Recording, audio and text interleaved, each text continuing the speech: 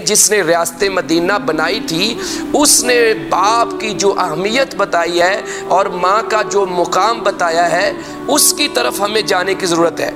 अगर हम इस तरह के बिल मंजूर करवाएंगे और आप कोई इंटरव्यू देते हैं, मैं प्राइम मिनिस्टर साहब से डायरेक्ट ये बात कहना चाहता हूँ कि आप जब इंटरव्यू देते हैं तो आप खुद कहते हैं कि ये जो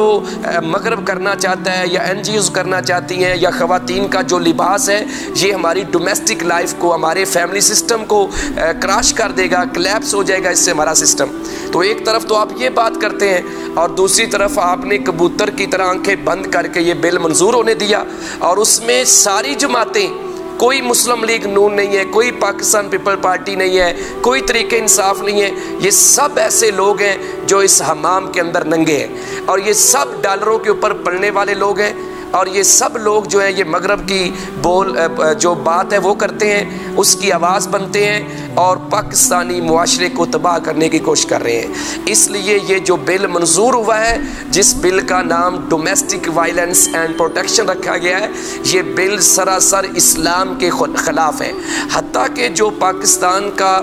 कॉन्स्टिट्यूशन है, जो आईने पाकिस्तान है, अगर आप देखें 1956 के आइन को, 1973 के आइन को, तो पाकिस्तान के आइन में भी ये बात लिखी हुई है कि कोई भी कानून या कुरान और सुन्नत के ख़िलाफ़ नहीं होगा। सुप्रीम पावर जो है वो अल्लाह ताला की होगी, अल्लाह की हाकमियत होगी। आज भी पॉक स्टडी के अंदर, मुताला पाकिस्तान के अंदर ये कानून अगर आप पढ़ते हैं तो 1973, 1956 के जो आइन हैं उनमें ये बात आपको लिखी हुई मिल जाएगी।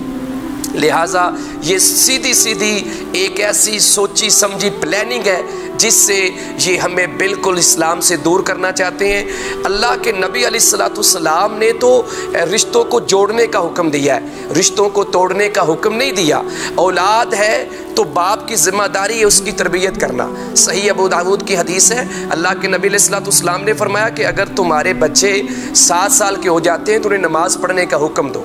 और अगर 10 साल के हो जाएं तो उनको तादीबन आप मार भी सकते हैं, हल्का फुल्का उनको डांट भी सकते हैं। तो अब ये जो कानून इन्होंने पास करवा दिया है, पहली बात तो ये है कि हम अपनी आवाज़ उठाएंगे। ये हुकूमत में जो बैठे हुए लोग हैं, जो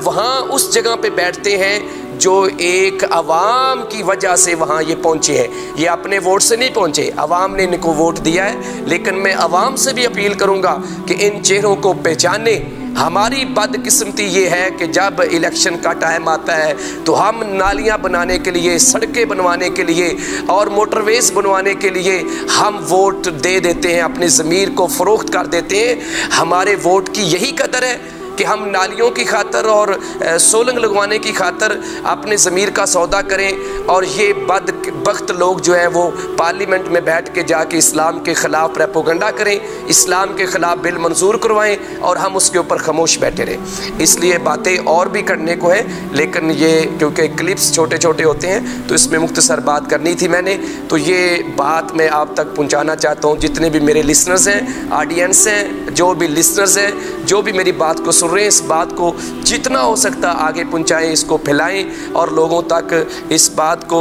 पहुंचाएं कि हमें मुसलमान बनना है और हमने अपने सोशल सिस्टम को, अपनी सोशल लाइफ को, डोमेस्टिक लाइफ को हमने कैसे प्रोटेक्ट करना है, कैसे उसको तहफ़्फ़ुज़ देना है। इस्लाम ने जो पेरेंट्स के हकूक़ और जो बच्चों के हकूक़ बता दिए, यकीनी बात है कि अगर पेरेंट्स और बच्चे वालिदैन के वालिदैन अपने बच्चों के हकूक़ अदा करते रहें, इसी तरह खामद बीवी के और बीवी खामद के हकूक़ जो इस्लाम ने मुकर्रर किए हैं अगर वो करेंगे तो हमारा ये सिस्टम बचा रहेगा, वरना मगरब की तरह हम भी तबाह हो जाएंगे। जिस तरह मगरब का शराजा बिखर चुका है, ख़ानदानी निज़ाम ख़त्म हो चुका है, किसी को बाप का नहीं पता, चचा का नहीं पता, किसी को भाई का नहीं पता, किसी को दादा दादी का नहीं पता, नाना नानी का नहीं पता। बच्चे पैदा होते हैं और वो